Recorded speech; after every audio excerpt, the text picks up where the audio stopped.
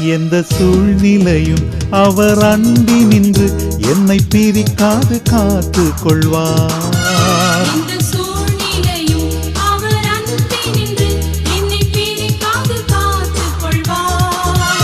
என்னை நம்பியவர் தந்த பொறுப்பதனை அவர் வரும் வரை காத்து கொள்வேன்.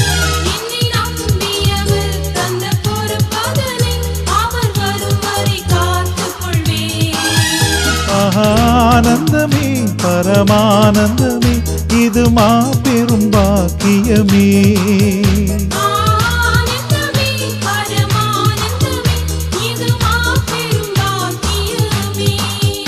இந்த பாதலத்தின் சொந்தக்காரர் அவர் எந்த உள்ளத்தில் சொந்தமானார்.